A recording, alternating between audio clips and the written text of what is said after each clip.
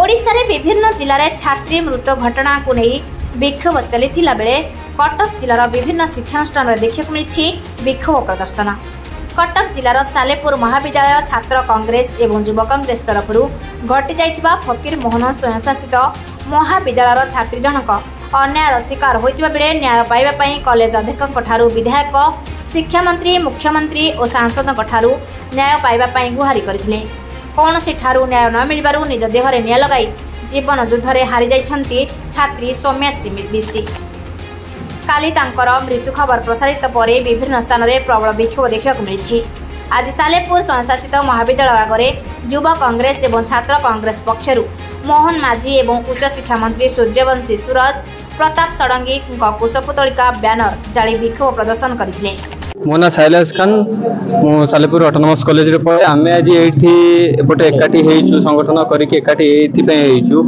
गत किछि पूर्व दिन रे ओडिसा रे जो किछि घटना सब घटुछि एवं किछि दिन परे पूर्वरु हमर जो सौम्याश्री दीदी सहित घटनाटा घटी से निज एक्चुअरिंग को कहला परे एप्लिकेशन देला परे निज मृत्यु पूर्वरु एते कथा सरकार को जणाइला परे एते कथा अधिकारी मान को जणाइला परे जदि एमितिया केस हे पारुछि हम ओडिसा रे से एमितिया केस हो पार्टी से आम ये संगठन करी आम न्याय चाहूँ। तो आमर चेष्टा या कि ये जिनसटा आग को न हो ये जिनस भल नुहे भल जिनस नुहे जदि भल जिनस था समस्ते प्रोटेस्ट करने आसी न था से झील तार जीवन देला पूर्व से बाइकटा देछि जीवन थरे मिले जदि बाइट देला परे अधिकारी मान को जणाइला परे एप्लिकेशन देला परे जदि एते हे पारुछि ताले आमे सरकार को ए घटना दायी पूरा आमे सरकार मानुचु कारण से मृत्यु पूर्व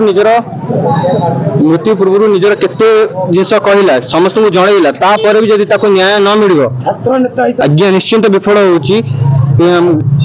कथा ओडिसा रे ए सरकार आसला परे केते एमितिया एना मझरे गोपालपुर रे आपण जानथिबे हेतिला एमितिया 1000 ऊपर 9 मास 10 मास पूर्वरु 10 मास पर जो सरकार आसला परे 1000 केस ऊपर को केसटा हो गलानी। ए सरकार विफल होउची नारी मान को सुरक्षा देबारे खाली आंकर कथा बड़ बड़ कि आमे सुरक्षा दउछु किंतु काम किछि नै। जदि जणे नारी मृत्यु पूर्व कहि पारुची कि मोर ए असुविधा तापर भी जदि सरकार सेटा बुझी पारु नाही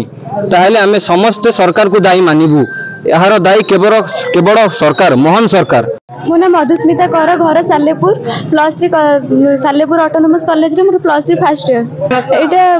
एटा गोटे नारी पई कि गोटे बहुत बड़ माने तापे गोटे निर्यातना पर एटा एफएम बालेश्वर एफएम कॉलेज रे गोटे नारी सौम्याश्री दीदी सी बीएड करूथिले तांको पई कि एटा बहुत अत्याचार हेछि से सेटिकार बीएड माने सेटिकार लेक्चर को भी कहिथिले कि तांकर असुविधा पई कि किछि करबा कि पदक्षेप नेबा से किछि नै नथिले एथि कि आपण माने प्रशासन किछि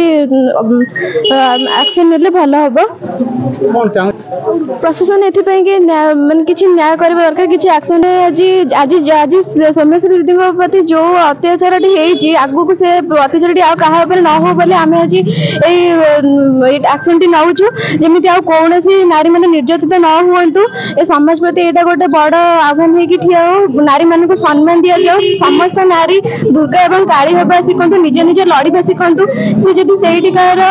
एचओडी को जब किसी प्रति जो असदाचरण करते जदि से झील किसी निजे तार एक्शन नहीं था मीडिया प्रशासन को कहला पर जब न से झीलटा निजे किसी माने एक्शन नहीं था आज हुए तो मृत्यु हो न था एपाई कि प्रशासन